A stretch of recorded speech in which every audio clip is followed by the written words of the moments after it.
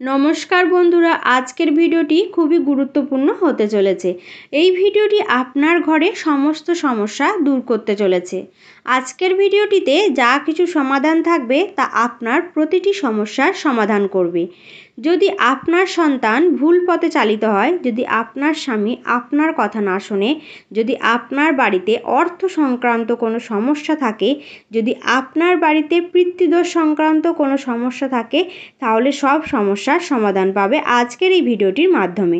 এখন সবার ঘরেই এই একই সমস্যা যে শিশুরা কোনো কথা শোনে না, পড়াশোনা করে না, ভীষণ খিটখিটে স্বভাবের। আপনার বাড়িতেও যদি এরকম সমস্যা থেকে থাকে তাহলে আজকের ভিডিওটি আপনার জন্যে। এছাড়াও ঘরে যদি কেউ কারোর কথা না শোনে, স্বামী স্ত্রীর মধ্যে প্রায়ই ঝগড়া লেগে থাকে, ভাই ভাই বা বাবা ছেলের সাথে ঝগড়া, তাহলে আজকের এই ভিডিওটি আপনার জীবনের সকল সমস্যা দূর করবে। এছাড়াও যাদের স্বামী কোনো কথা শোনে না, যা খুশি তাই করে, যদি স্বামী বা সন্তান অসৎ পথে গিয়ে খারাপ সঙ্গে পড়ে যায়, এই সব থেকে যদি আপনি মুক্তি পেতে চান তাহলে ভিডিওটি শেষ অবধি দেখুন। এছাড়াও কোনো বাড়িতে কঠোর পরিশ্রম করার পরও আর্থিক দিক দিয়ে কোনো রকমের উন্নতি না হয়, ঘরে টাকার অভাবে যদি অশান্তি লেগে থাকে, তাহলে এই ভিডিওটি অবশ্যই একবার দেখুন। বন্ধুরা, সবাই জানেন বাগেশ্বর ধামের সরকার পণ্ডিত ধীরেন্দ্র কুমার শাস্ত্রী প্রায়ই তার ভক্তদের সমস্যা সমাধানের জন্য প্রতিকার দিয়ে থাকেন। সেই রকমই একটি সভায় তিনি তার ভক্তদের এই সমস্যা সমাধানের কথা বলেছিলেন। তিনি যা বলেছিলেন তা সংক্ষেপে এই ভিডিওটির মাধ্যমে আপনাদের শোনাবো। যদি আপনার স্বামী বা সন্তান আপনার সাথে একমত না হয়, এমন কিছু কাজ করছে যা আপনাকে বিরক্ত করে, তারা মদ, সিগারেট বা অন্য কিছু খেয়ে তাদের জীবন নষ্ট করছে, অবৈধ সম্পর্ক করছে, কিন্তু আপনি যখন তাদেরকে বোঝাতে যাচ্ছেন তখন তারা বিরক্ত হচ্ছে, রেগে যাচ্ছে, যার ফলে ঘরে অশান্তির সৃষ্টি হয়, তাহলে এর একটি খুব সুন্দর সমাধান আছে যা আপনাকে করতে হবে। আপনাকে 1 চিমটি কালো তিল, ফুল এবং তার সাথে নিতে হবে 1 ঘটি জল। এগুলিকে নিয়ে মহাদেবের যে কোনো মন্দিরে যেতে হবে এবং আপনাকে মন্দিরে শিবলিঙ্গের উত্তর দিকে দাঁড়াতে হবে। এরপর শিবলিঙ্গের ওপর 1 চিমটি কালো তিল অর্পণ করুন। তারপরে ফুল দিয়ে 1 ঘটি শুদ্ধ জল অর্পণ করবেন। জল ধীরে ধীরে অর্পণ করুন যাতে কালো তিল পড়ে না যায়। পড়ে গেলেও মনে রাখবেন কালো তিলগুলি কোন দিকে পড়েছে। এই কাজটি করার সময় আপনাকে এই মন্ত্র জপ করতে হবে, ওম শ্রমভেশ্বর মহাদেব। এইভাবে এই মন্ত্রটি বারবার বলতে হবে। এরপর আপনাকে শিবলিঙ্গের ওপর থেকে 2টি কালো তিল তুলে নিতে হবে। এরপর মহাদেবের কাছে প্রার্থনা করতে হবে, এই তিল আমি ঔষধ রূপে নিয়ে যাচ্ছি। আমাদের বাড়িতে সুখ শান্তি থাকুক, আমাদের বাড়ির সমস্ত বাধা দূর হোক, আমার স্বামী সন্তান যেন কুপথে থেকে ফিরে আসে। এরপর ওই কালো তিল নিয়ে বাড়ি ফিরে আসবেন। এরপর এই কালো তিল যে কোনো খাবারের সাথে আপনার স্বামী বা সন্তানকে খাইয়ে দিন। এরপর থেকে দেখবেন আপনার স্বামী বা সন্তান সুপথে ফিরে আসছে এবং আপনার সমস্ত কথাই শুনছে। তবে মনে রাখবেন যে কোনো শনিবার দিনই এই প্রতিকারটি করবেন। এবার জেনে নিন পিতৃদোষ দূর করার উপায়।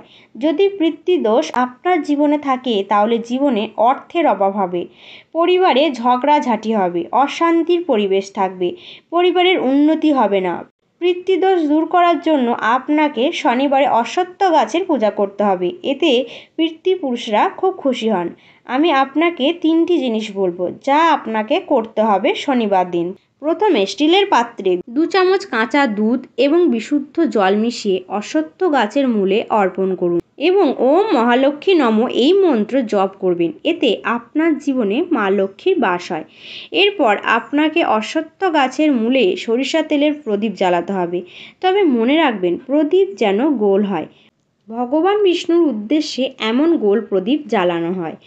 এরপর আপনাকে অশ্বত্থ গাছের নিচে যে কোনো মিষ্টি জিনিস যত কম হোক না কেন পিঁপড়েদের জন্য রেখে আসতে হবে। এতে আপনাদের পূর্বপুরুষেরা খুবই খুশি হবে। এতে করে আপনাদের জীবনে কোনো রকমের কোনো সমস্যা থাকবে না, উন্নতির পথ খুলে যাবে। এই প্রতিকার যে কোনো শনিবার দিন করতে হবে। এবার তৃতীয় প্রতিকার জেনে নিন। এর জন্য আপনার চাই কিছুটা নিখুঁত আতপ চাল, 1 চিমটি কালো তিল এবং 1 মুঠো ধান। 3টি জিনিস আপনাকে একটি বাটিতে রাখতে হবে।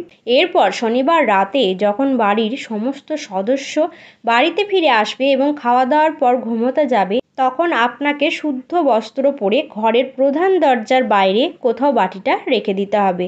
পরদিন সকালে ঘুম থেকে উঠে স্নান করে 1 ঘটি জল এবং বাটিটা নিয়ে মহাদেবের মন্দিরে যেতে হবে।